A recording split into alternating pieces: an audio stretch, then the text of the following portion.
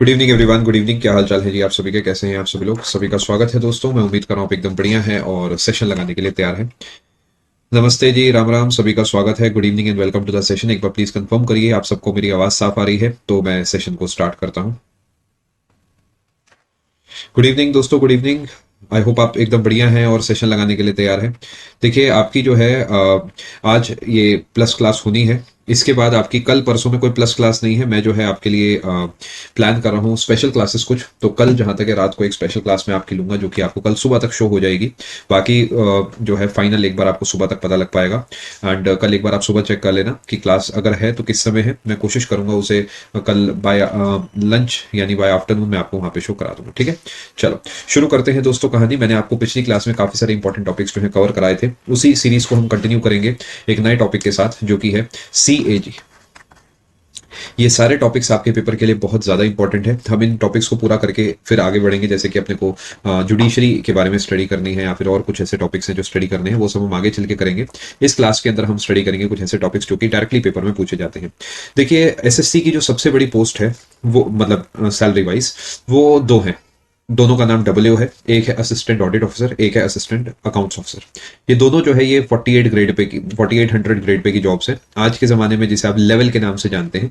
जो डब्ल्यूज है ये थोड़ा सा मैं आपको पहले समझा देता हूँ क्यों CAG के बारे में पढ़ना आपके लिए एक्स्ट्रा इंपॉर्टेंट है। डब्ल्यू जो है ये दो पोस्ट है। डब्ल्यू एक आपका चलता है असिस्टेंट अकाउंट्स ऑफिसर वाला, एक है असिस्टेंट ऑडिट ऑफिसर वाला। दोनों को ही डब्ल्यू बोलते हैं। ये है आपकी लेवल 8, यानी इसका बेसिक पे होता है 47,600 और ये 4 साल में लेवल 9 हो जाता है। एग्जाम्पल के लिए जो आप इंस्पेक्टर बनते हैं, फॉर एग्जाम्पल आप इनकम टैक्स इंस्पेक्टर बनते हैं, GST इंस्पेक्टर बनते हैं, ASO CSSME बनते हैं, ये लेवल 7 होते हैं। ये जब पहले प्रमोशन इन्हें मिलता है, जैसे इंस्पेक्टर कोई है तो सुपरिटेंडेंट या फिर ITO, डिपेंड करता है आप GST में है या फिर इनकम टैक्स में है, या असिस्टेंट सेक्शन ऑफिसर जब पहले प्रमोशन के बाद सेक्शन ऑफिसर बनता है तब वो जाके लेवल 8 होता है। जनरली इसमें 5 से 10 15 साल लग जाते हैं, डिपेंड करता है डिपार्टमेंट कौन सा है, स्टेट कौन सा है, बहुत सारे फैक्टर्स। उसके बाद आप लेवल 9 होते हैं। तो ये सबसे बड़ी पोस्ट मानी जाती है SSC के द्वारा जो आती है डब्ल्यू की। हाँ वो बात अलग है कि ये काफी लोग इसे प्रेफर नहीं करते बिकॉज इसमें सर्टेनिटी नहीं है कि आपको कौन सा स्टेट मिलेगा, क्या मिलेगा, है ना। बट सैलरी जो है सबसे ज्यादा इसी के अंदर होती है। अगर आप डे वन से सैलरी की बात करें तो सबसे ज्यादा सैलरी जो है डब्ल्यू की होती है। एंड ये डब्ल्यू बनते हैं CAG के अंदर, यानी असिस्टेंट ऑडिट ऑफिसर CAG में या फिर असिस्टेंट अकाउंट्स ऑफिसर CAG में। तो अगर आप इस पेपर के बारे में जरा सा भी कभी सोचते हैं डब्ल्यू बनने के बारे में, तो आपको एक अलग से 200 नंबर का पेपर देना होता है जिसके अंदर इकोनॉमिक्स पूछी जाती है और फाइनेंस एंड अकाउंटिंग पूछी जाती है। तो अगर आप कभी भी उस पेपर की तैयारी करते हैं तो CAG के बारे में जितना मैं आपको पढ़ा रहा हूँ सब कुछ आपको रटा होना चाहिए और साथ में और भी अपने पार्ट पे स्टडी करेंगे तो बेहतर रहेगा। ठीक है, तो अगर आप 1% भी इस बारे में सोचते हैं तो CAG के बारे में आपको बहुत ज्यादा कॉशियस होकर पढ़ना है। अगर नहीं भी सोचते तो भी जितना पढ़ाऊंगा वो पता होगा तो आपके लिए अच्छा रहेगा। ठीक है, मैं आपको यहाँ पर SSC की GK पॉइंट ऑफ व्यू पे पढ़ाऊंगा जो कि उस जो CAG वाला डब्ल्यू का पेपर है उसके अंदर भी काम आ जाएगा। ठीक है, ये सब मैं हटा देता हूँ, किसी काम का नहीं है, सिर्फ समझाने के लिए लिखा था। CAG comptroller and auditor general of India. Comptroller and auditor general of India, ये आर्टिकल नंबर 148 से आर्टिकल नंबर 151 तक CAG के बारे में बात करी गई है। आर्टिकल 148 से आर्टिकल 151 तक CAG के बारे में बात करी गई है। और CAG एक बिल्कुल इंडिपेंडेंट ऑफिस है। जैसे हम कहते हैं central board of indirect taxes and customs CBIC, ये आता है मिनिस्ट्री ऑफ फाइनेंस के कंट्रोल में। इसी तरीके CBDT central board of direct taxes, ये आपका आता है मिनिस्ट्री ऑफ फाइनेंस के कंट्रोल में। ASO in MEA ministry of external affairs के कंट्रोल में। ASO इन CSS जिस भी मंत्रालय में लगेंगे उस मंत्रालय के कंट्रोल में रहेंगे। बट CAG किसी भी मंत्रालय के कंट्रोल में नहीं आता है। CAG एक इंडिपेंडेंट बॉडी है तो किसी भी मंत्रालय का इस पर कोई कंट्रोल नहीं होता। आपने एक डिपार्टमेंट सुना होगा DOPT गाइडलाइंस इशू करता है कि कैसे कैसे क्या क्या रूल्स रेगुलेशंस फॉलो होंगे ऑफिस में, या फिर जैसे छुट्टी है, मान लेते हैं अभी जैसे 22 तारीख को हाफ डे डिक्लेयर करा गया, फर्स्ट हाफ का भारत सरकार ने डिक्लेयर करा है। तो जनरली वो DOPT जो है इशू करता है, वो भी चीजें CAG पे लागू नहीं होती। CAG चाहे तो उसे अपना सकता है, चाहे तो उसे नहीं अपना सकता। It depends on CAG। CAG के ऊपर वो CAG को पावर दी गई है, वो चाहे तो उसे अपनाए चाहे तो ना अपनाए। जनरली CAG अपना ही लेता है बिकॉज वो भलाई वाली बातें हैं। बट स्टिल जबरदस्ती कोई भी मंत्रालय CAG के ऊपर कुछ भी थोप नहीं सकता, ध्यान रखेंगे आप। ठीक है जी, ये ध्यान रखेंगे। आर्टिकल 148 जो है ये कहता है इंडिपेंडेंट ऑफिस होगा CAG का।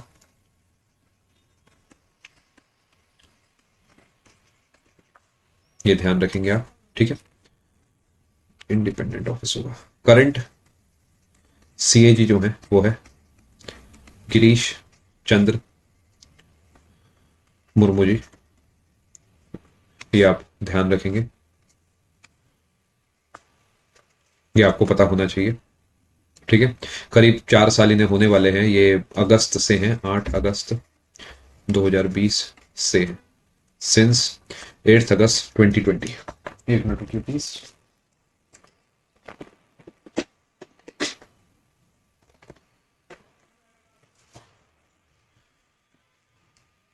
नोट करिए। सीएजी के बारे में मैंने आपको अब तक फुल फॉर्म बताई है, आर्टिकल एसोसिएटेड बताए हैं, करंट सीएजी बताए हैं। अभी तक आपको सिर्फ इतनी सी बात पता होनी चाहिए कि सीएजी की फुल फॉर्म क्या है, सीएजी से जुड़े आर्टिकल कौन से हैं, और सीएजी कौन है इस समय फिलहाल जब हम आपस में बात कर रहे हैं। ठीक है जी, आगे बढ़ता हूं, नोट्स आपको थोड़ा स्पीड में ही बनाने होंगे। देखिए, CAG is the head of Indian audit and accounts department.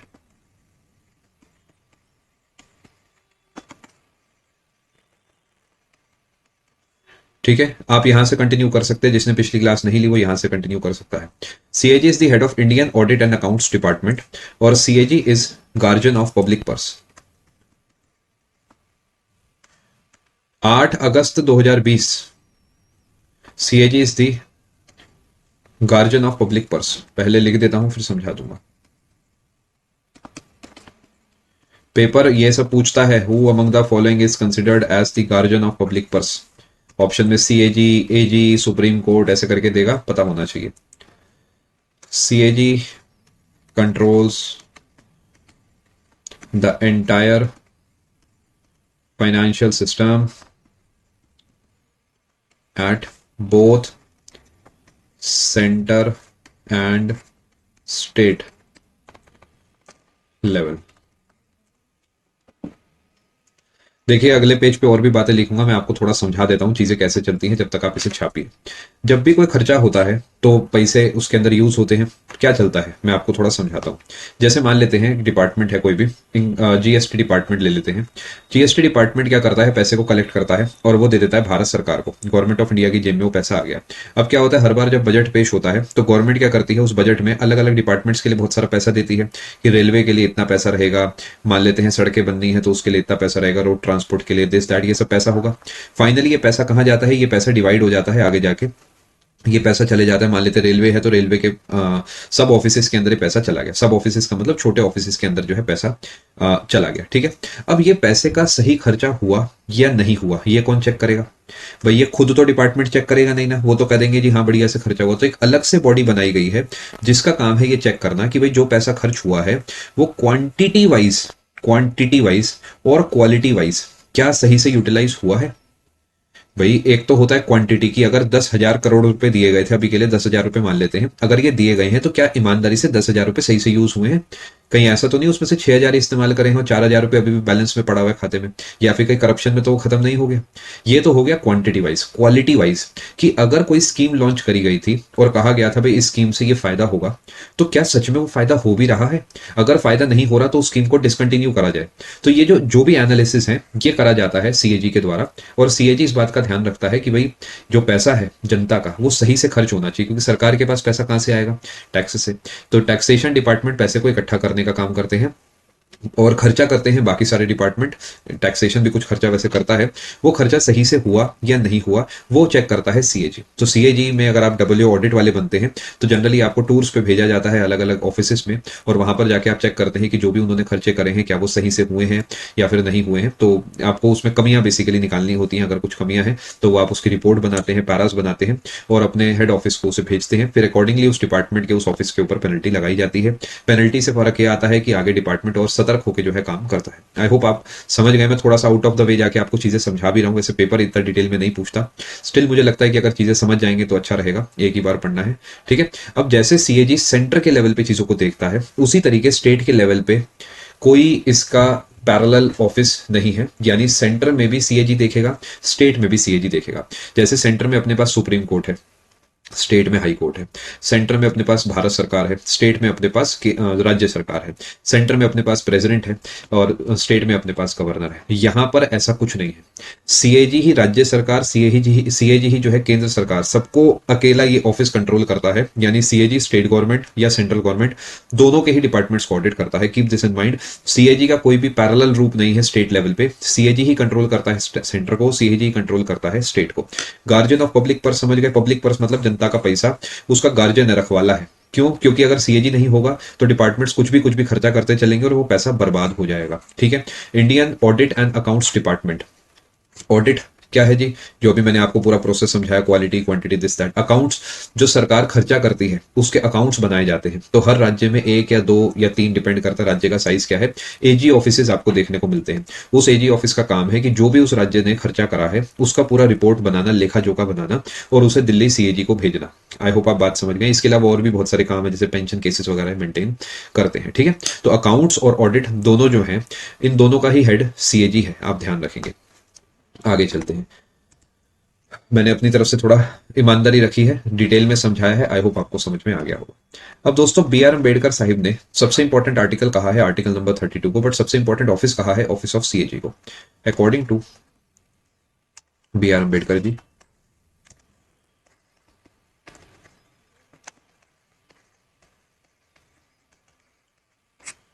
Most important article है आर्टिकल 32, मोस्ट इंपॉर्टेंट ऑफिस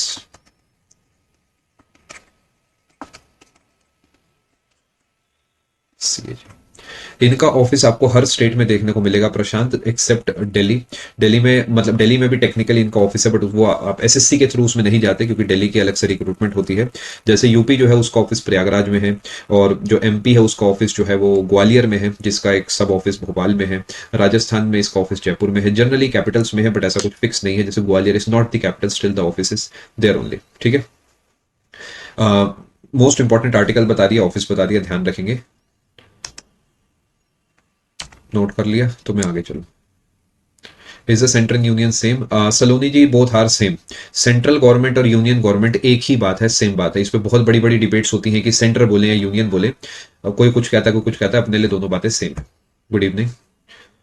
अब याद रखेंगे, CAG is the agent of, यानी ये सीएजी किसके बिहाफ पे काम करता है, and CAG is accountable to, या फिर CAG conducts audit on behalf of क्या? तीनों का आंसर सेम होगा, पार्लियामेंट। ये पार्लियामेंट के बिहाफ पे काम करता है, ध्यान रखेंगे। ठीक है। ये आर्टिकल 32 है ना, बी आर अम्बेडकर ने कहा था कि article 32 is the most important article of Indian constitution, right to constitutional remedies. इसी तरीके सीएजी जो है सबसे इंपॉर्टेंट ऑफिस है। याद रखेंगे, पार्लियामेंट के बिहाफ पे सीएजी ये सारे काम करता है।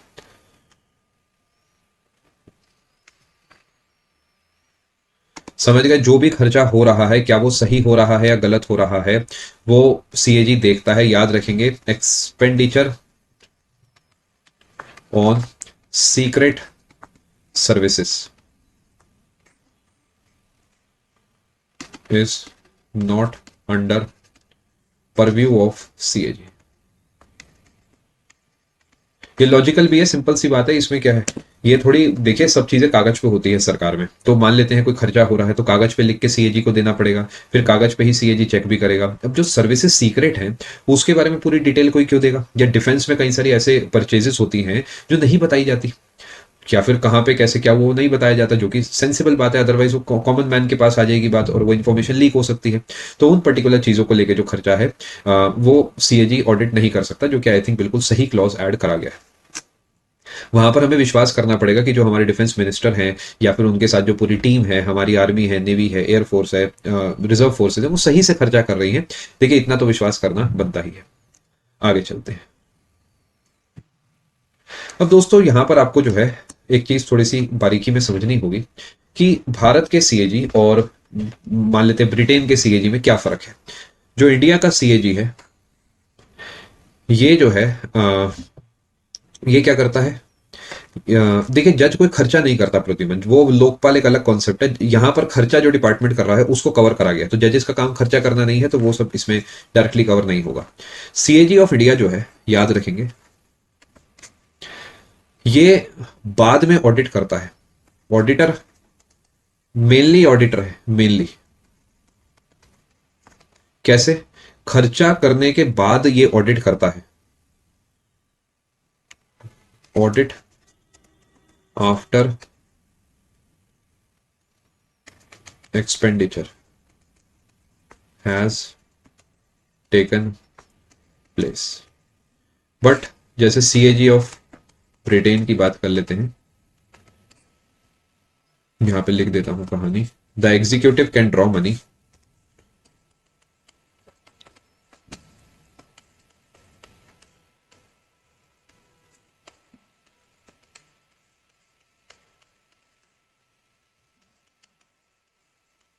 फ्रॉम द पब्लिक एक्सचेकर, जिसे हम कॉन्सोलिडेटेड फंड ऑफ इंडिया कहते हैं, मतलब कॉन्सोलिडेटेड फंड कहते हैं।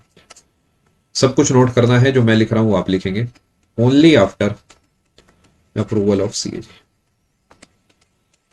एक्सप्लेन करूंगा, चिंता मत करो दोस्तों। देखो हम क्या करते हैं, भारत में कैसे चलता है, रेलवे ने कोई खर्चा कर दिया, अब हम क्या करते हैं जी, हम जाते हैं उस डिपार्टमेंट में, हम उसे ऑडिट करते हैं, हम कहते हैं भाई ये खर्चा जो है गलत हुआ है, हम ऐसा कहते हैं। क्या हमसे खर्चा करने से पहले पूछा गया, हमसे एज एन सीएजी से पहले पूछा गया? नो। यानी हमारा काम जो है मेनली कमियां बताना है जो काम हुआ है उसमें। बट जैसे ब्रिटेन है, ब्रिटेन में क्या होता है, पहले सीएजी परमिट करेगा कि भाई ये खर्चा अलाउड है, तभी उस खाते में से, कॉन्सोलिडेटेड फंड में से वो पैसा निकल के उस डिपार्टमेंट को मिलेगा। ठीक है, जैसा मैंने आपको पिछली स्लाइड पे बताया था कि भाई सबसे पहले क्या होता है, यहां से पैसा बढ़ जाता है, फिर वो खर्चा हो जाता है, उसके बाद सीएजी का रोल आता है। यानी हम आते हैं बाद में, जैसे पुलिस आती थी ना पिक्चर में, बाद में सब कुछ हो गया, फिर पुलिस कहती थी भाई हाथ ऊपर करो, आपने गलती करी है। कुछ वैसी कहानी है कि यहाँ पर सब हो चुका है, उसके बाद हम जो है ऑडिट कर रहे हैं। अगेन वो भी सही है, बिकॉज देश रुकना नहीं चाहिए, अदरवाइज क्या है, जब तक परमिशन नहीं आएगी तब तक खर्चा ही नहीं होगा। और अल्टीमेटली डेमोक्रेटिक कंट्री है, हमने अपनी गवर्नमेंट खुद चूज करी है, तो we need to trust the people, है ना। तो इसलिए हमारा कॉन्सेप्ट ये है कि बाद में भी ऑडिट हो जाए तो कोई दिक्कत नहीं है। बट कई देशों में क्या है कि ऑडिट ऑडिट तो चलिए बाद में होता है, बट खर्चा करने से पहले ही सीएजी की परमिशन चाहिए होती है। ठीक है जी, आई होप आपने नोट कर लिया होगा। चलते हैं आगे। एक और कॉन्सेप्ट है सीएजी में, ऑडिटर बोर्ड का, वो भी लिख देता हूं। ऑडिटर बोर्ड, ऑडिटर बोर्ड ये बना था 1968 में दोस्तों। और ये क्या है, 3 मेंबर्स होते हैं इसमें। कभी कभार सीएजी को टेक्निकल एस्पेक्ट्स से डील करना पड़ता है।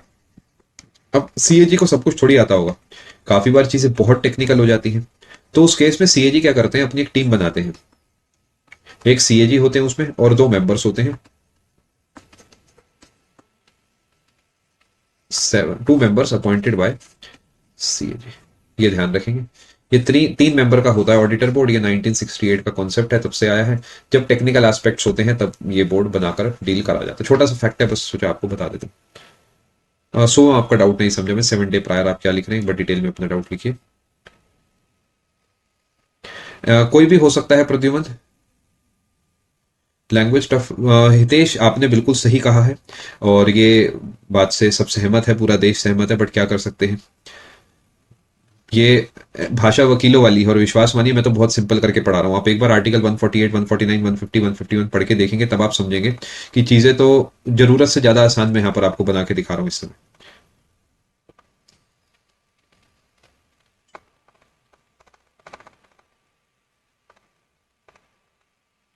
चीजें एक्चुअली बहुत मुश्किल है, थोड़ी कॉम्प्लिकेटेड नहीं। आप एक बार संविधान पढ़ के देखो, तब आप समझोगे एक्चुअली चीजें कैसी हैं।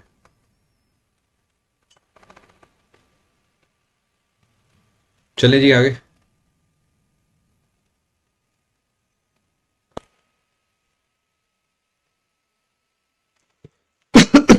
कुछ और बढ़िया बातें आपको मैं बता देता हूँ सीएजी के बारे में। देखिए सीएजी जो है, इनके टर्म ऑफ ऑफिस क्या है, क्या आप में से कोई बता सकता है? एक तो पूछने में भी जो है ज्यादा समय लग जाता है, तो जनरली उससे बेहतर रहता है कि मैं खुद ही बता दूं। फिर भी मैं चलो एक मौका देता हूं, आप में से कोई बता सकता है क्या? सीएजी की टर्म ऑफ ऑफिस क्या है? वैसे तो मैं स्पेशल क्लास में कई बार बता चुका हूं। नहीं भी पता होगा तो कोई नहीं, मैं पढ़ाऊंगा, चिंता मत करो। बिल्कुल सही, 6 और 65 आया है कमेंट में, निधि का आया है सबसे पहला कमेंट। देखिए, 6 years ऑफ सर्विस और 65 years of age whichever is earlier. नहीं, SC जजेस का अलग है आकाश, वहां पे टेन्योर का कुछ नहीं है, सर्विस के ईयर्स से कोई मतलब नहीं है, ध्यान रखेंगे आप। लिख देता हूं मैं, term of office, 6 years of service और 65 years of age whichever is earlier.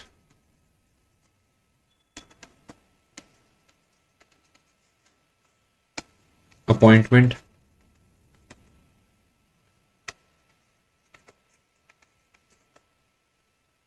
Bye president, removal by president, procedure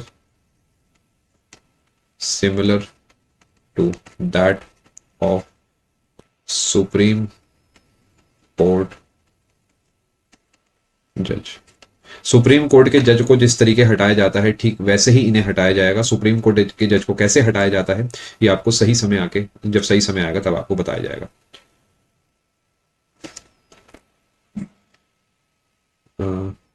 in eligible, आप नीचे भी लिख सकते हैं, मेरे पास स्पेस कम थी तो मैं ऊपर लिख रहा हूं, to hold any other office after retirement.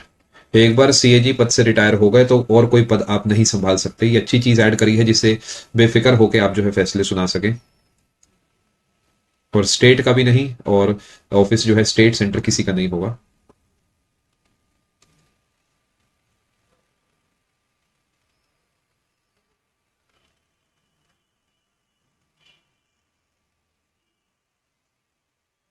जो भी खर्चा कंसोलिडेटेड फंड से होता है वो सब ऑडिट करा जाता है, ध्यान रखेंगे। और in fact contingency fund, public account से जुड़ा भी जो भी है, सभी इन्हीं के कंट्रोल में रहता है।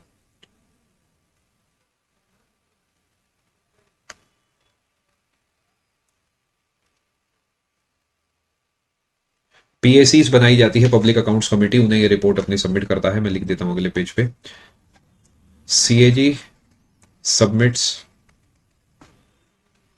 Audit reports to PAC of the parliament. ये है पब्लिक अकाउंट्स कमेटी, ज्यादा डिटेल में नहीं जाएंगे, बस ये ध्यान रखेंगे, बस इतना काफी।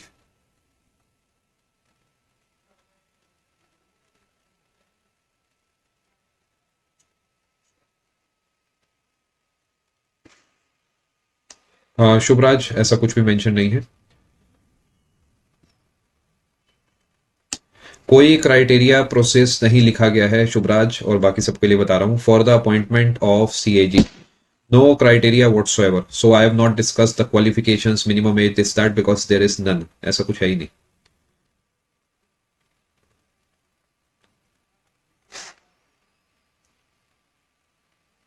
CAG submits audit reports to PAC of the Parliament. PAC stands for Public Accounts Committee.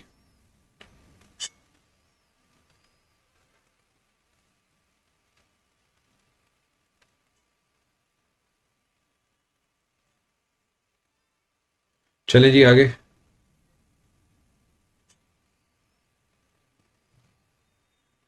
CAG बहुत सारे काम करता है, आपने एक दो तीन नाम सुने होंगे, सीएजी, सीजीए, सीजीडीए, है ना। अब ज्यादा उस तरफ जाऊंगा नहीं, मजा नहीं आएगा, मतलब टॉपिक थोड़ा डाइवर्ट हो जाएगा। क्या होता है, सीएजी जो है वो स्टेट गवर्नमेंट के जो सैलरीज है उसका भी पूरा कंपाइलेशन वगैरह जो है बनाता है, कि जो जीपीएफ वगैरह कटता है। मैं, मुझे ऐसा लगता है मैं थोड़ा थोड़ा हाई लेवल जा रहा हूँ, थोड़ा थोड़ा सुन लेना, ना समझ आया तो जाने देना। देखिए क्या होता है, दो तरीके के जॉब्स होती है, एक सेंट्रल गवर्नमेंट, एक स्टेट गवर्नमेंट। जो सेंट्रल गवर्नमेंट के लोग हैं, जैसे कि आप लोग हैं, कल आप सेंट्रल गवर्नमेंट एम्प्लॉय बनेंगे, ऐसे ही स्टेट में भी जॉब्स होती है। तो स्टेट के जो एम्प्लॉयज है उनका पूरा लेखा जोखा जो है, उनके पेंशन केसेस दिस दैट जो भी है, वो एजी ऑफिस करता है। एजी ऑफिस जो सीएजी के अंडर आता है वो ये काम करता है। एजी ऑफिस का मतलब है accountant general of that state. AG का मतलब है अकाउंटेंट जनरल, ये सब नोट नहीं करना, सिर्फ सुन लीजिए। इसी तरीके जो सीएजी है उसने सेंट्रल गवर्नमेंट एम्प्लॉइज का लेखा जोखा बनाने का काम दे रखा है सीजीए को। आपने सुना होगा सीजीए में भी अकाउंटेंट की पोस्ट आती है। सीजीए है कंट्रोलर जनरल ऑफ अकाउंट्स। ठीक है, आपस में बातें मत करिए, फोकस कीजिए।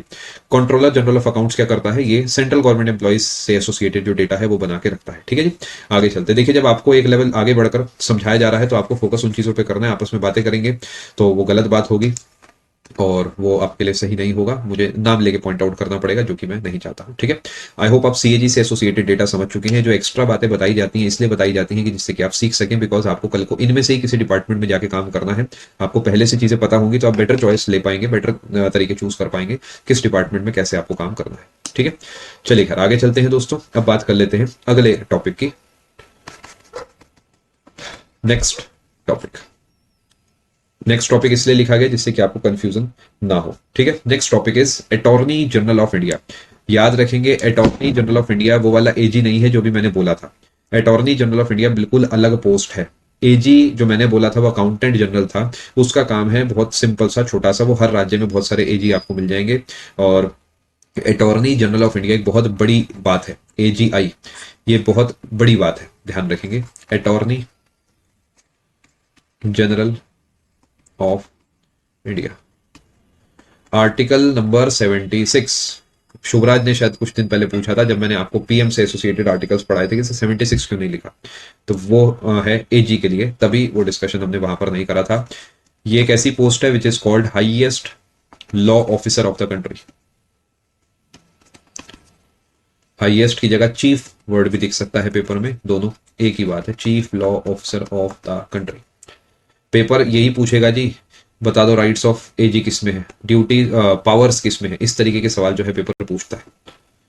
Highest law officer of the country समझा दूंगा, चिंता बिल्कुल नहीं करनी है, बेफिक्र रहिए। पहले कहानी लिख देता हूं अगले पेज पे। हार्वीर, इस बैच को कंप्लीट करने के बाद अगले महीने आपके लिए नया बैच में लाऊंगा। और कौन से का आंसर बेटा मैं आपको भी थोड़ा रुक के ही दे पाऊंगा। मैं जानता हूं, मैंने आपको कहा था, आपने भी मुझसे पहले पूछा था कि भाई कब तक कौन सा बैच आएगा, और मैंने आपको कहा भी था कि जनवरी के फर्स्ट हाफ में बता दूंगा, जो कि मैं अभी नहीं बता रहा, क्योंकि अभी पॉलिटी ही थोड़ा अपना चल रहा है। मैं कोशिश करूंगा एक और थ्योरी बैच आपके लिए जो है ले, थ्योरी या प्रैक्टिस में से कोई चीज ले। ठीक है, CJI is not law officer. Akash, please wait for 5 minutes, I will explain, don't worry. देखिए, आर्टिकल नंबर 76 बताता है कि अपने पास एजीआई है। आर्टिकल नंबर 88 बताता है राइट्स क्या हैं एजी के। आर्टिकल नंबर 105 जो है वो बताता है पावर्स, प्रिविलेजेस और इम्यूनिटीज क्या है एजी की। सब बता दूंगा मेरे दोस्तों, प्रिविलेजेस,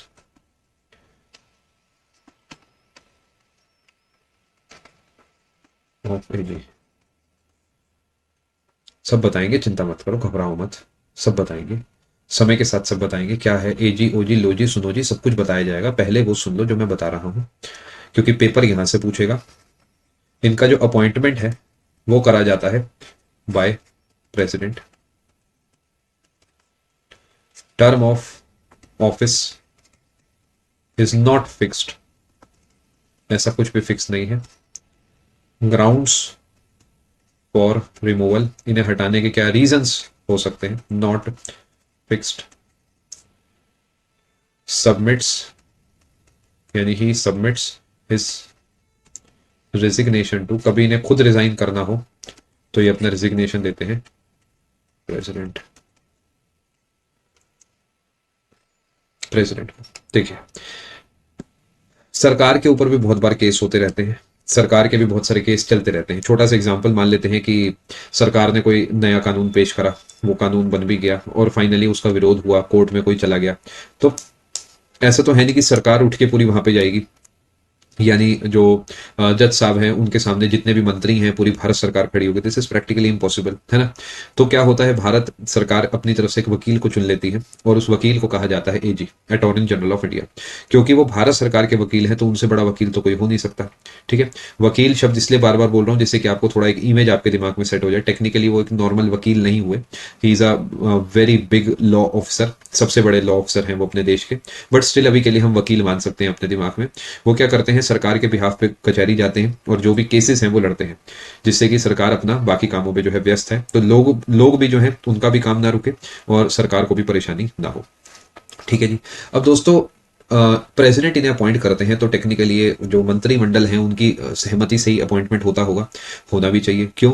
क्योंकि ये जो इंसान है ये सरकार के बिहाफ पे तो जा रहा है, ये इंसान सरकार के बिहाफ पे जा रहा है। मैं थोड़ा सा एक्सप्लेन कर देता हूँ। देखिए क्या चलता है, ये सरकार है, सरकार ने प्रेसिडेंट जी को कहा कि भाई हमारी तरफ से एक इंसान, ये पर्सन है कोई, इस इंसान को जो है वकील बना दो।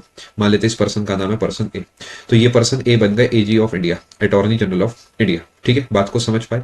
नहीं, के वेणुगोपाल जी नहीं है, आर वेंकट लिख देता हूँ अभी, वेंकट रमणी है। हितेश चेक करिए एक बार डेटा, अभी के लिए प्लीज इधर फोकस करिए। ये जो पर्सन ए है ये बन गया अटॉर्नी जनरल ऑफ इंडिया। अब सोचो भारत सरकार को पे कोई केस हो गया, यानी भारत सरकार से कोई जवाब मांगा जा रहा है कचहरी में, सुप्रीम कोर्ट में, मान लेते हैं, भारत सरकार तो जाएगी नहीं, तो क्या होगा जी, ये एजी इंडिया जो है, एजी ऑफ इंडिया, ये जाएंगे ना, मुझे बताओ, ये कोर्ट में जाएंगे ना, और भारत सरकार का पक्ष पेश करेंगे कोर्ट में जाके।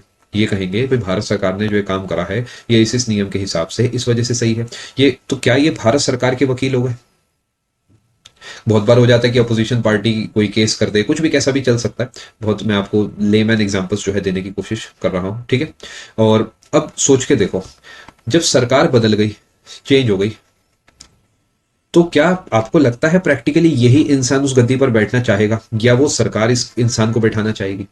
नो, क्योंकि इस पर्सन का पॉइंट ऑफ व्यू काफी हद तक मिलता जुलता होगा सरकार से, बिकॉज ये गवर्नमेंट को रिप्रेजेंट कर रहा है ना। सोच के देखो, तो अगर सरकार चेंज होगी तो एजी भी चेंज होना चाहिए, तो नए एजी आएंगे। ये सब लॉजिकल है, इसमें कुछ गलत नहीं है। This is not politics, this is simple administration. कि एक एजी एक सरकार का पक्ष रख रहा था, अब सरकार चेंज हो गई तो एजी भी चेंज हो जाएगा, यानी generally AG would resign when ever government is changed और गवर्नमेंट रिजाइंस। आई होप आप बात को समझ पा रहे हैं। एजी का काम है लीगल मैटर्स में सरकार को जो है सुझाव देना, एडवाइजेस देना। सारी बातें मैं भी लिखूंगा, चिंता मत करो, पहले एक बार बस समझा देता हूँ, ठीक है। क्या मोटा मोटा आपको सारी बात समझ आ गई? क्या आपके हिसाब से इन्हें लोकसभा राज्यसभा में जाना चाहिए? मान लेते हैं कोई मसला है बहुत बड़ा, जी हाँ जाना चाहिए। कि मान लेते हैं कोई मंत्री हैं, उन्हें कोई सपोर्ट चाहिए उस समय लोकसभा में, उन्हें वो टेक्निकलिटीज नहीं पता, इट्स ओके, कोई उसमें दिक्कत की बात नहीं, उनके पास एजी है, तो एजी जो है उनके पार्ट पे वहां पर बोल सकते हैं, यानी AG can speak. But should AG have the right to vote? No. AG के पास वोटिंग का राइट क्यों नहीं होगा? बिकॉज वोटिंग तो एमपीज को दी जाती, he is not an MP, तो उस वजह से इनके पास वोटिंग का राइट नहीं है, बोलने का राइट है। आई होप आप बात पूरे तरीके समझ चुके हैं, ठीक है जी। पूरे तरीके समझे आप बात को? अब मैं ये पूरी कहानी जो मैंने आपको डिक्टेट करी है इसे लिख देता हूं देसी भाषा में। आप इन्हें भारत सरकार का एक वकील मान लीजिए, बस बात खत्म। अपने दिमाग में इमेज बना लीजिए, भारत सरकार का एक वकील है, सरकार गई, वो वकील गया, नई सरकार आई, नया वकील आया, बस इस तरीके चीजें चलती हैं। चलिए, इनकी क्वालिफिकेशंस क्या है?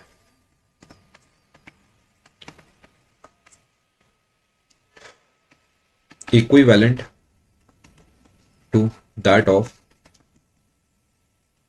जजेस ऑफ सुप्रीम कोर्ट। पहला, he should be a citizen of India, Bharat के एक नागरिक होने चाहिए।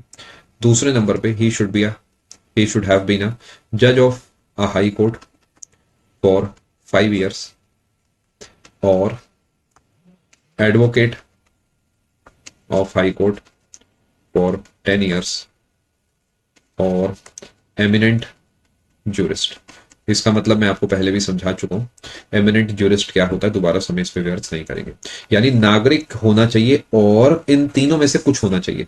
जज हो गए हाई कोर्ट के 5 साल के लिए, या फिर एडवोकेट होंगे, वकील मान लेते हैं हाई कोर्ट के 10 साल के, या फिर एक बहुत बड़े कोई जज होने चाहिए। ये ओपन एंडेड इसलिए छोड़ा गया बिकॉज भारत सरकार जैसा चाहे वैसा कर सकती है, तो अच्छी बात है एक और क्लॉज ऐड करा गया है कि मान लेते एक बहुत ही टैलेंटेड पर्सन है जो पूरे तरीके डिजर्व करते हैं एजी बनना, बट उनके पास ये वाले क्लॉज नहीं है, अभी वो 8 ही साल हुए उन्हें एडवोकेट बने हुए, तो वो हिंड्रेंस क्रिएट ना करे, इसके लिए ये क्लॉज ऐड आई थिंक करा गया होगा, जो कि एक सही बात है।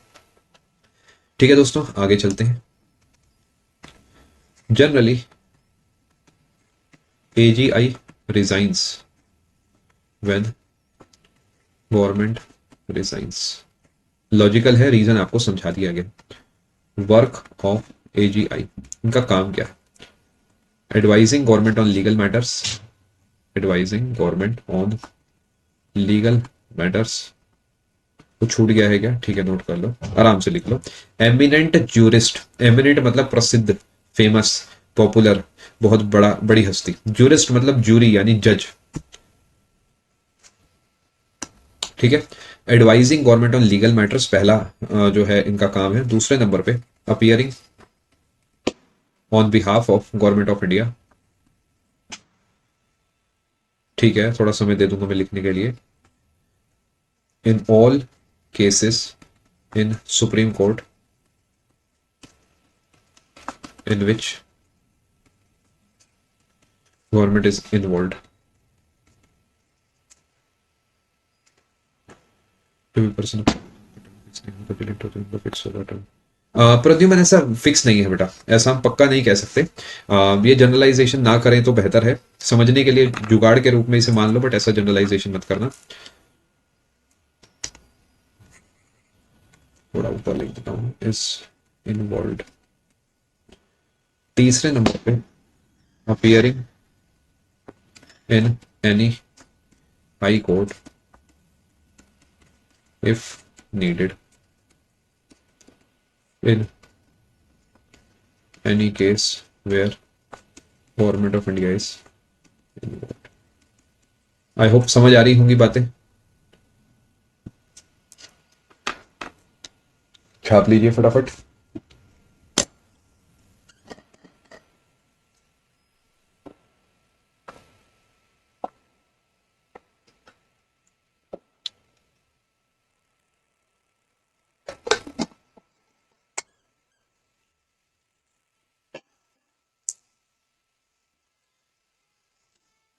चले जी आगे, काफी समय दे दिया है आपको लिखने का, आगे भागते। अब AG has the right to speak and take part in proceeding of both the houses. AGI has the right to speak and take part in proceedings of both houses of parliament। यहां लिखा है appearing in any high court in any case where government of India is involved। GOI is government of India, Bharat सरकार।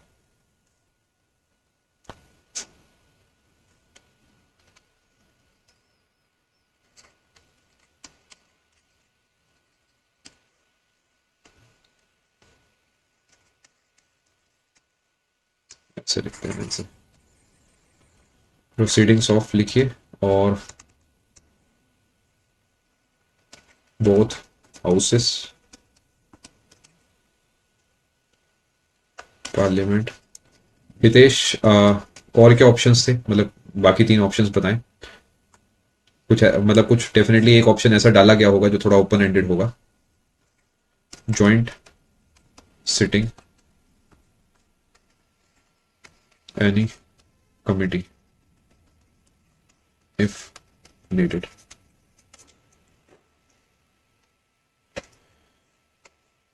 But AGI cannot vote।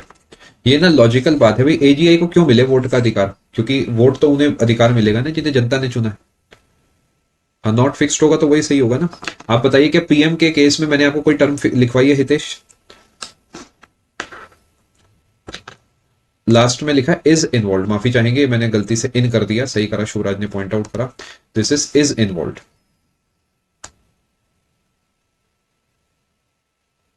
आप सोच के देखिए ना हितेश, वही होना चाहिए, नॉट फिक्स्ड करके ही आना चाहिए। 5 तो मैक्सिमम होती है।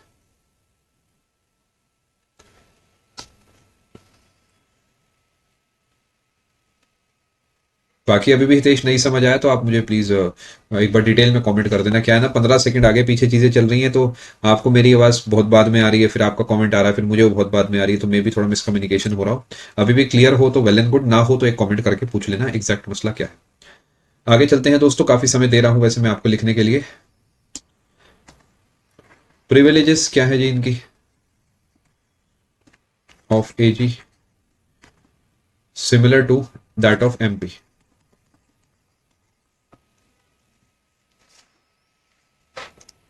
क्या ये गवर्नमेंट सर्वेंट है लाइक यू? क्या ये गवर्नमेंट सर्वेंट होंगे जैसे कि आप एक गवर्नमेंट सर्वेंट बनने वाले हैं? AGI is debarred from private legal practice, जो कि बड़ा ही लॉजिकल बात है।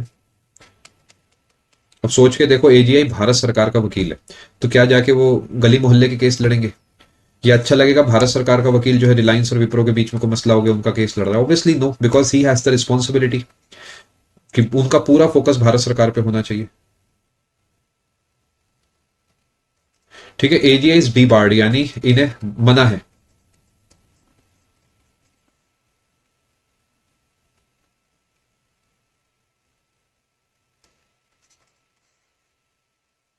सलोनी जी राइटिंग मेरे जैसी कर रहे हैं, ज्ञान भी थोड़ा सा मेरे जैसा कर लीजिए, भला हो जाएगा आपका, ऊपर वाले से डरते हुए ही कह रहा हूँ। बट उस चीज पे भी थोड़ा सा कॉपी मार लो, अच्छा रहेगा। फोकस पे कॉपी मार लो, जितना सीरियस होता हूं मैं कंटेंट को लेके, उस चीज पे कॉपी मार लो, पेशेंस पे कॉपी मार लो, क्या पता वो भी थोड़ा थोड़ा मेल खा ले। AGI is not a government servant, ये उस सवाल का जवाब जो मैंने आपसे पूछा था। AGI is not a government servant.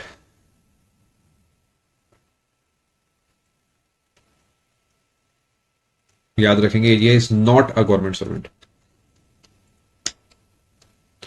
कहां पे है 5 ईयर फिक्स? ना ना ना ना, let me clear this once again. क्या यहां पर एजीआई का फिक्स है टर्म? नो नो नो, ये मैंने कहां लिख दिया भाई? Term of office is not fixed. Notice करिए, ARI, ठीक है, नॉट फिक्स्ड है। वो सीएजी थे, वो बहुत अलग पर्सनैलिटी है, ये एजी हैं, बहुत अलग अलग है दोनों।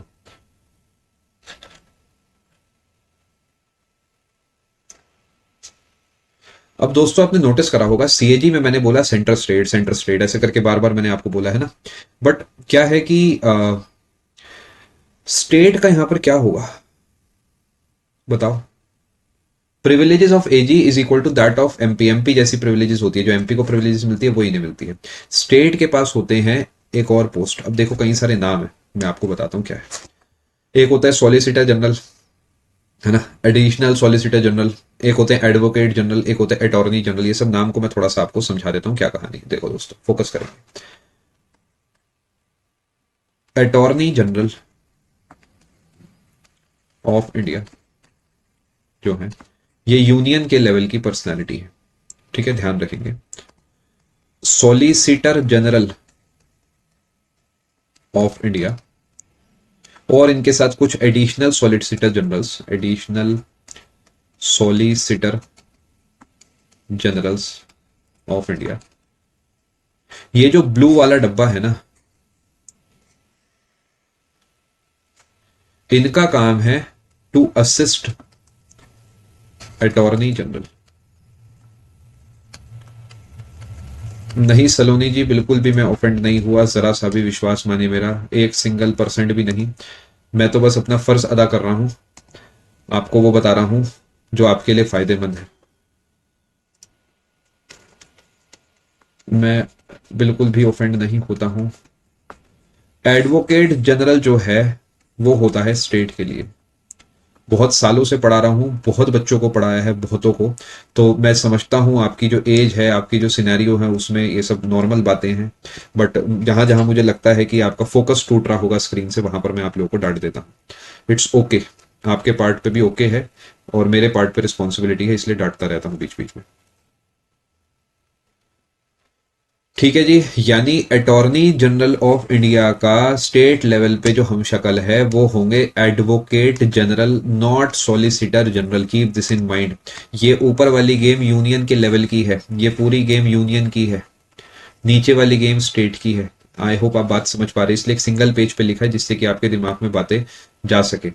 सॉलिसिटर जनरल ऑफ इंडिया इस समय तुषार मेहता जी हैं, लिख देता हूं अगले पेज पे। एडवोकेट जनरल तो हर स्टेट के पास अपने अपने होंगे ही।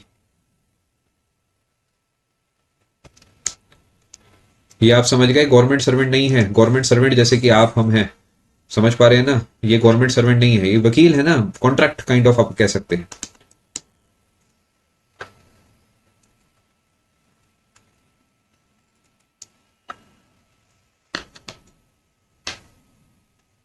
सर्विस हुई, बट वो प्राइवेट सर्विस नहीं हुई ना शुभराज। आप सोच के देखो, जो भारत सरकार को सर्विस दी जा रही है वो अलग है, प्राइवेट लीगल सर्विस का मतलब हो गया मैं उससे अलग कोई काम कर रहा हूं। ठीक है जी। तो सर एजी तो सर बिल्कुल सैलरी होती है सिमरदीप इनकी जज ऑफ सुप्रीम कोर्ट के बराबर होती है इनकी सैलरी।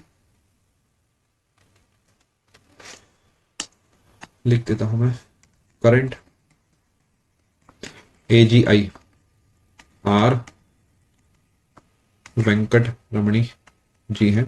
के वेणुगोपाल जी पहले थे, याद रखेंगे, इन्हें 3 साल के लिए चूज करा गया। आई थिंक ये 1 अक्टूबर 22 में जो है चूज करा था इन्हें, 1 अक्टूबर 2022। पहले के वेणुगोपाल जी थे। Current solicitor general of India जो है तुषार मेहता जी है। इन्हें रीअपॉइंट करा गया है, मतलब दोबारा इन्हें जो है बुलाया गया, ये अक्टूबर 2018 से,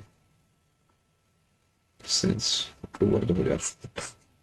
ठीक है, ये कोई नहीं पूछने वाला 2022 से 18 ये सब कोई नहीं पूछता। हितेश एडवो जो अटॉर्नी जनरल ऑफ इंडिया है उनकी एक टीम है, ठीक है, एक टीम है उनकी जो उन्हें मदद करती है सब काम करने में, जिस टीम के कैप्टन है सॉलिसिटर जनरल, और जिसमें एडिशनल सॉलिसिटर जनरल्स भी हैं और भी बहुत सारे लोग हैं। ठीक है जी, आप बात को समझ पाए।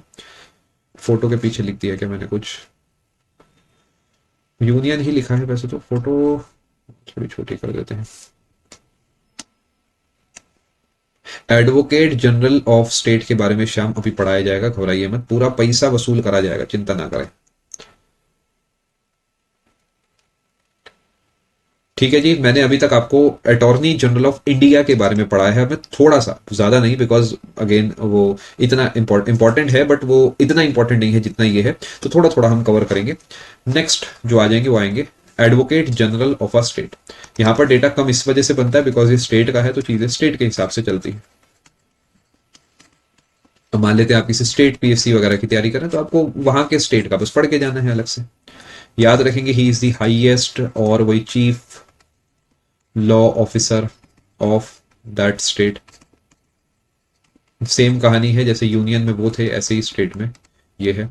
आर्टिकल 165 जुड़ा है इनसे। आर्टिकल 165 बताता है कि एडवोकेट जनरल होते हैं स्टेट में, और इनके राइट्स जो हैं आर्टिकल 177 बताता है एडवोकेट जनरल। थोड़ा शॉर्ट में लिख रहा हूं, एडवोकेट जनरल को काम चला लेना। ऐसी पावर्स, प्रिविलेजेस,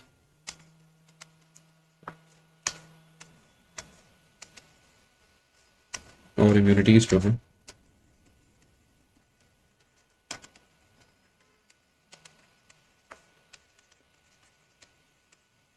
आर्टिकल 194 में।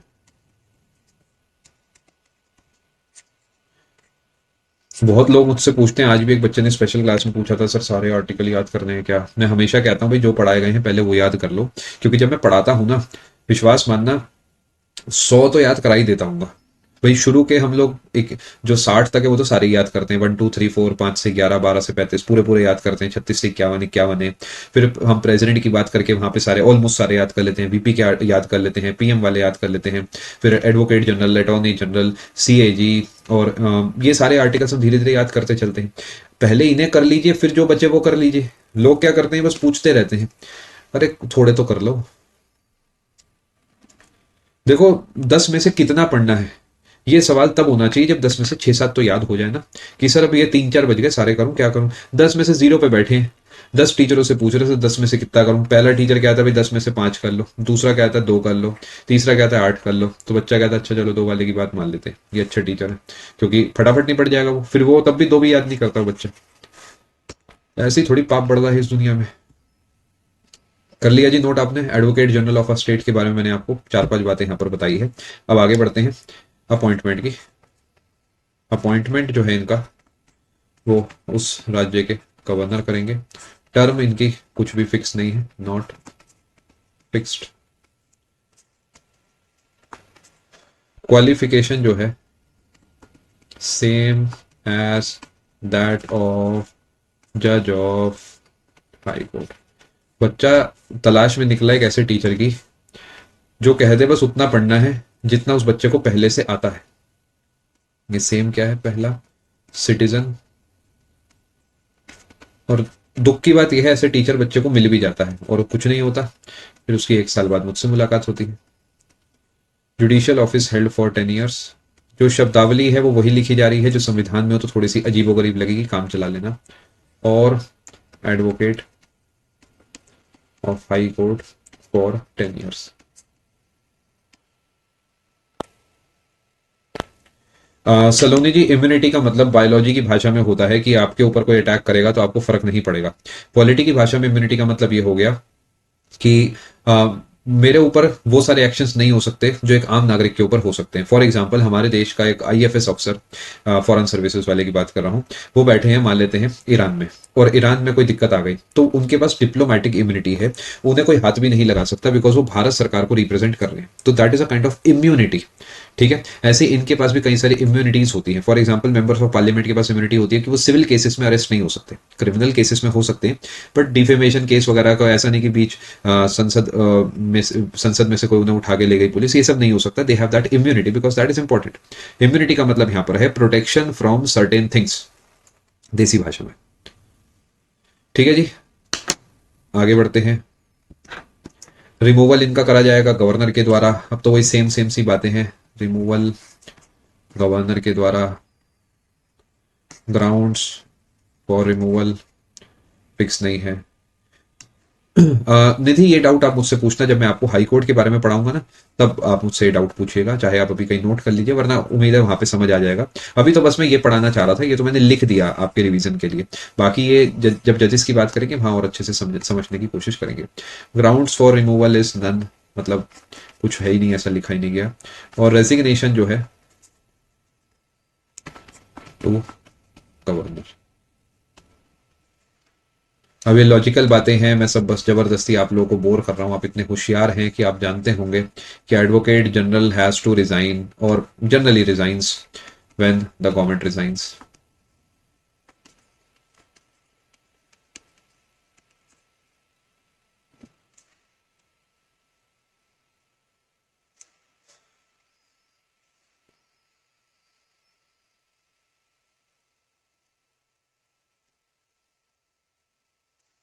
नोट करिए।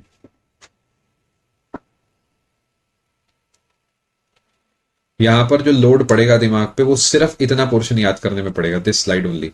165, 177, 194, इतना याद कर लेना। बाकी जबरदस्ती की बातें हैं, कुछ भी ऐसा नहीं है जो आपको पेपर में तकलीफ दे। लॉजिकल है, ध्यान रखना। स्टेट के लेवल पे एडवोकेट जनरल क्या क्या करेगा, सब सिंपल सी बातें। आगे बढ़ते हैं। इनकी पावर्स जो है, right to speak and take part in proceedings of state legislature, simple सी बात है जी। But can not vote, again basic सी बात। प्रिविलेजेस जो एमएलए के पास होती है वो इनके पास होगी, प्रिविलेजेस या फिर immunities same as that of, is equal to that of member of state legislature.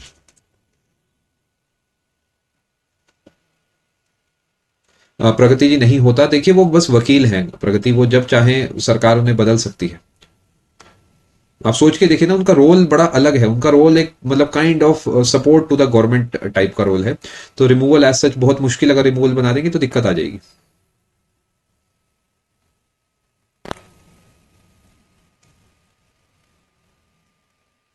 Shyam, आपका डाउट नहीं समझा मैं।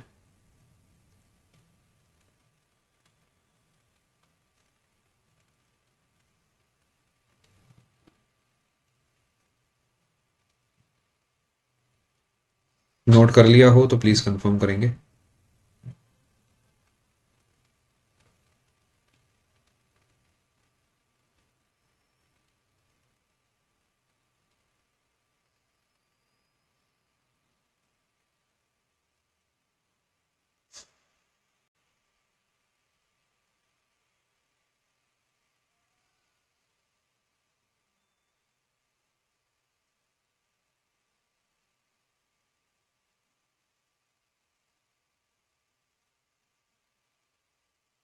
ठीक है जी।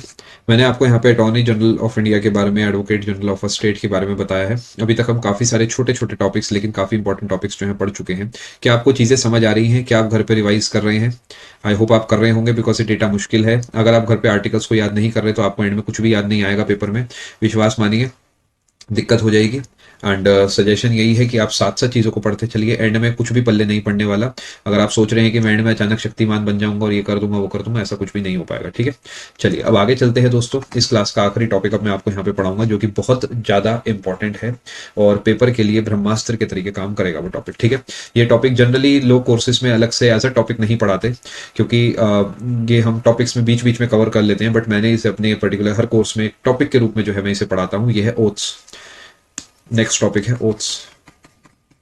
वैसे तो ये मैं हर जगह लिखता चलता हूँ, स्टिल मेरा मानना है इसे एज अ टॉपिक पढ़ना बहुत ज़्यादा फायदेमंद रहता है बच्चों के लिए, बिकॉज पेपर में आसानी रहती है।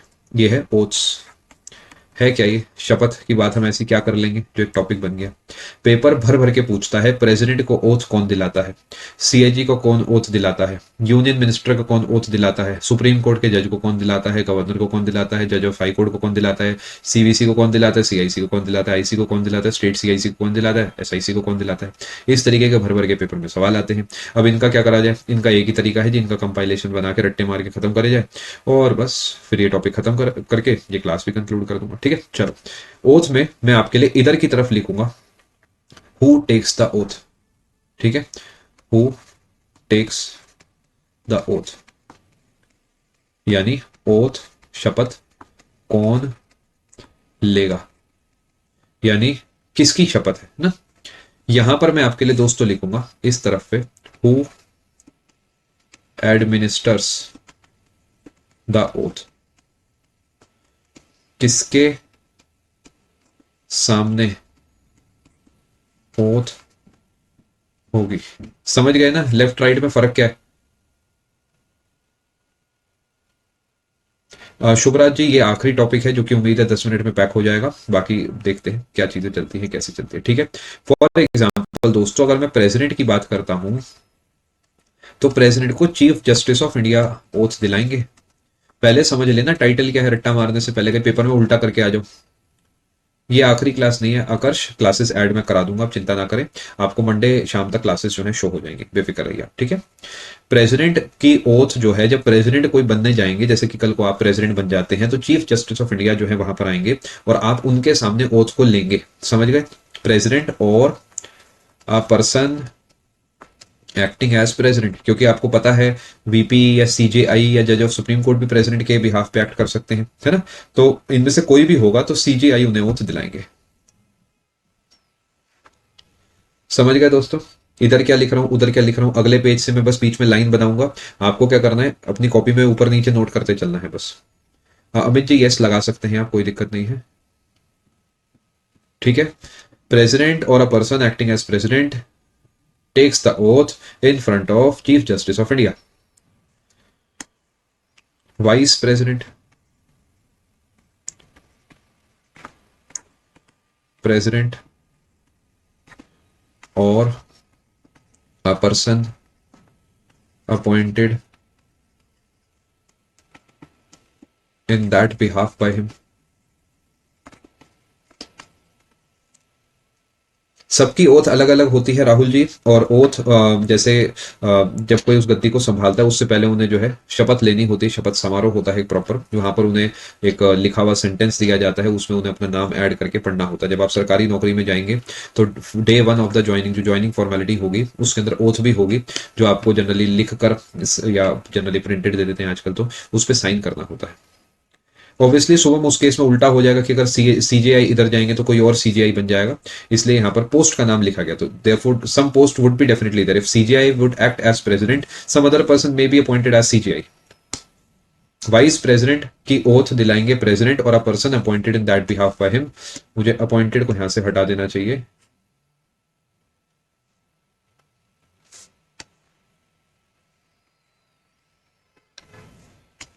सही से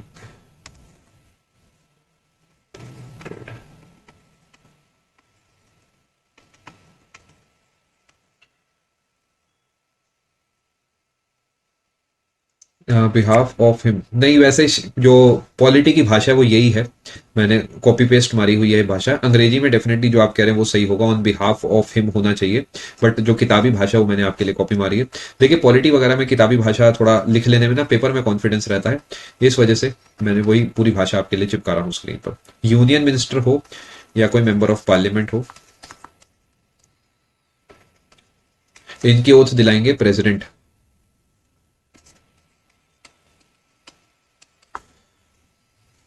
ठीक है, अभी तक बताया गया प्रेसिडेंट और a person acting as president की ओथ दिलाएंगे Chief justice of India. Union minister या मेंबर ऑफ पार्लियामेंट की दिलाएंगे प्रेसिडेंट, वाइस प्रेसिडेंट की दिलाएंगे प्रेसिडेंट।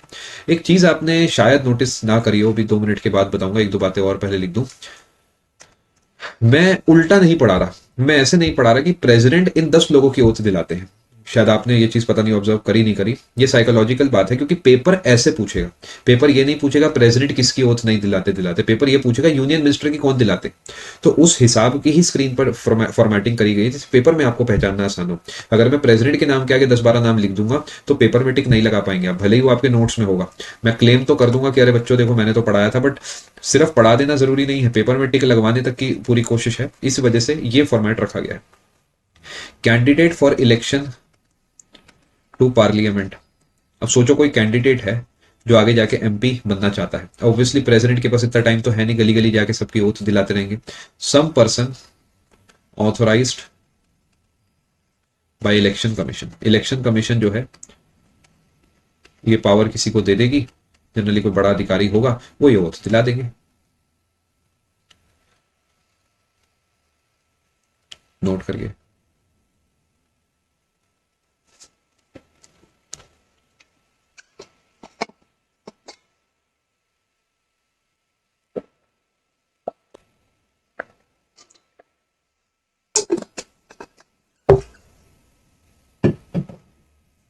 चले जी आगे, थोड़ा स्पीड पकड़ लीजिएगा, टाइम से फ्री कर दूंगा। Chief justice of India president. अब लॉजिकल है, चीफ जस्टिस ऑफ इंडिया कुछ नहीं, एक सुप्रीम कोर्ट के जज है, तो जजेस ऑफ सुप्रीम कोर्ट कोर्ट भी प्रेसिडेंट, याद रखेंगे। CAG president.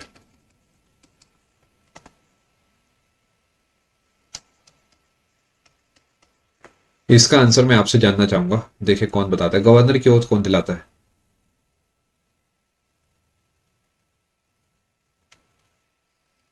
प्रेसिडेंट या फिर chief justice of that high court?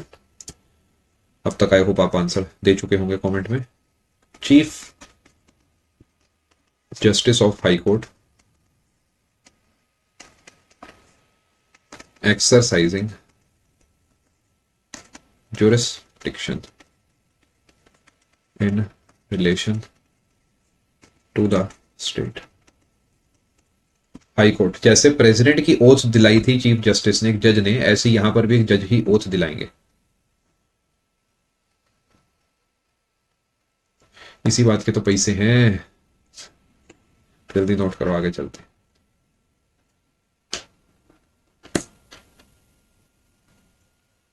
Governor की ओथ दिलाएंगे Chief justice of high court exercising jurisdiction, ये इंपॉर्टेंट है। अगर मैं chief justice of high court लिख के छोड़ दूंगा तो एमपी के गवर्नर की ओथ कोई मिजोरम के चीफ जस्टिस थोड़ी आएंगे, जो उस स्टेट का हाई कोर्ट है उसके चीफ जस्टिस। यस डेफिनेट, हर जगह ये क्लॉज लागू है। Governor is not a person, governor is a seat, so anybody who will sit there has to take the oath as a governor. State minister, MLA, MLC, member of legislative council, जज of high court, chief justice of high court,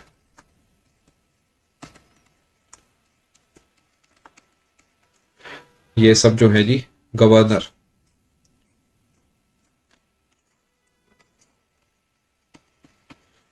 मैं यहाँ पर थोड़ी pairing भी करते चल रहा हूँ, मैं सिमिलर चीज़ों को एक ग्रुप में ऐड कर रहा हूँ। जैसे कि ये तीनों सिमिलर चीज़ें हैं और ये दोनों सिमिलर चीज़ें हैं, तो मैंने इस पूरे डब्बे को एक सिंगल इस पूरे पोर्शन को एक सिंगल डब्बे में ऐड करके गवर्नर लिख दिया है। इसी तरीके यहाँ पर आप नोटिस करेंगे दोनों सिमिलर चीज़ें हैं, तो मैंने एक ही एरो का इस्तेमाल करा है। ये दोनों सिमिलर चीज़ें तो एक एरो का इस्तेमाल करा है। इस रिवीजन में आपको कम लोड पड़ेगा। अगर मैं अलग अलग लिखूंगा तो थोड़ा सा आपको एफर्ट ज़्यादा लगेगा।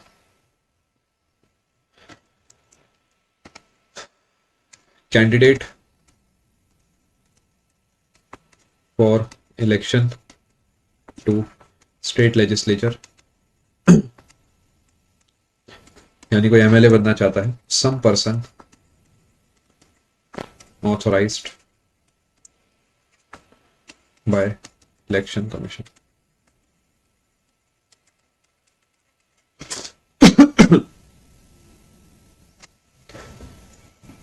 सीवीसी, सीआईसी, वीसी, आईसी सब जो हैं प्रेसिडेंट से जुड़े हैं, मतलब प्रेसिडेंट सबको दिलाते हैं। अगले पेज पे लिख देता हूं मैं।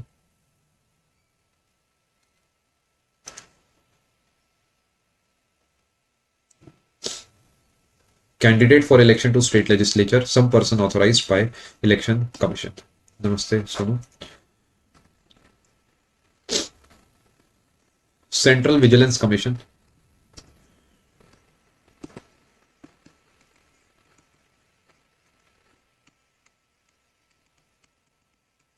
इसे आप सीवीसी कहते हैं, विजिलेंस कमीशन।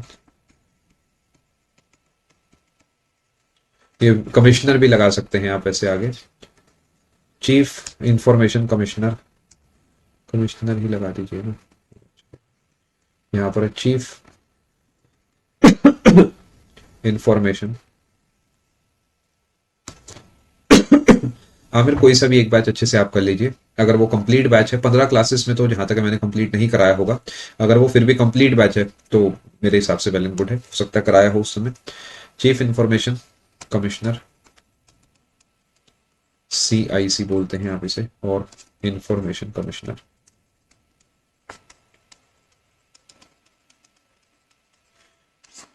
प्रेसिडेंट।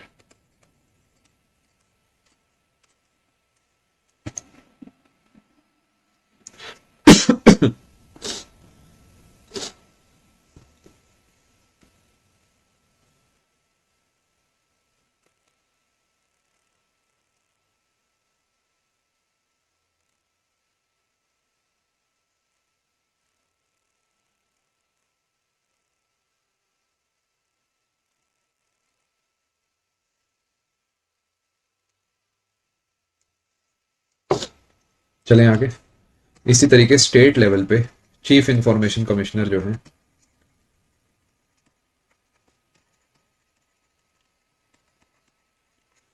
और state information commissioner. Election commission जो है हितेश, किसी पर्सन को अपॉइंट करेगी, मान लेते कोई बड़ा अफसर हो गया, बड़ा अधिकारी हो गया, वो उस पर्टिकुलर जगह पे काम करता होगा। फॉर एग्जांपल यूपी में मुरादाबाद एक जगह पे है जहां पर 10 लोग जो है एमएलए के इलेक्शन में खड़े होना चाहते हैं, तो वो उन 10 लोगों को क्या करेंगे, ओथ दिला देंगे। अब वो थोड़ी देखो 10 लोग वहां से उठ के उस गाँव से जो है जाएंगे गवर्नर के पास। वो गवर्नर के लिए भी प्रैक्टिकल नहीं है, इलेक्शन कमिश्नर के लिए भी प्रैक्टिकल नहीं है। तो इलेक्शन कमीशन किसी को पावर दे देगा कि भाई उनकी ओथ वहीं पे करा देना। इसका मतलब यह है पिछले पेज पे कि प्रेसिडेंट दिलाते हैं इन चारों की ओथ, ऐसे ही गवर्नर दिलाते हैं इन दोनों की ओथ।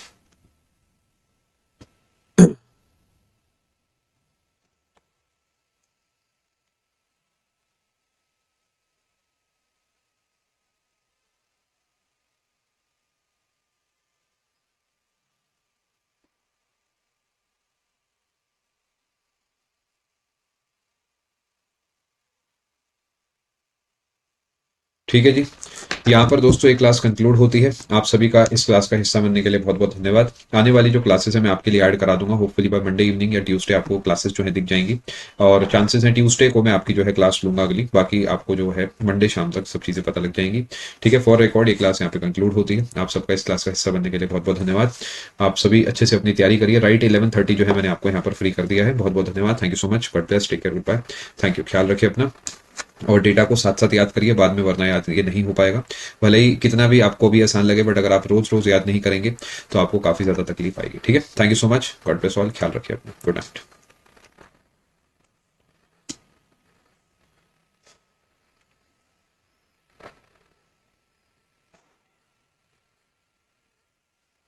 अभिषेक जी, ज्योग्राफी का कोर्स का ऐसे में अभी मैं आपको एक फिक्स टाइम नहीं बता पाऊंगा। आप एक काम करिए, आप पिछला जो रिकॉर्डेड कोर्स है आप उसे रिकॉर्डिंग में लगाना स्टार्ट करिए। बहुत अच्छा कोर्स बनाया गया है वो, और पूरे टॉपिक्स उसके अंदर आपके कवर्ड हैं, तो आप ईमानदारी से उस कोर्स को लगाएंगे, साथ में प्रीवियस ईयर लगा लीजिएगा, काम बन जाएगा पेपर का, चिंता मत करिए। Definite same answer for you. अभी के लिए मैं आपको इसका अपडेट नहीं दे पाऊंगा, मैं कोशिश करता हूँ इस बारे में आपको अपडेट आने वाले हफ्ते में दे दूं, बट एज ऑफ नाउ अभी जो चल रहा है वो पॉलिटी का ही एक कोर्स है। सेम आंसर फॉर यू देव। अभी के लिए स्टैटिक का कोई कोर्स ऐसा पाइपलाइन में नहीं है। आप स्टैटिक का पुराने वाला कोर्स जो है लगा सकते हैं, ये 2019 में आया था, और उसके बाद 2021 में मैंने आपको एक प्रैक्टिस कोर्स दिया है उससे जुड़ा, और उसके अलावा अभी कुछ ही समय पहले आर्ट एंड कल्चर का एक कोर्स दिया है। पॉलिटी का, यस शुभम, 2021 में शायद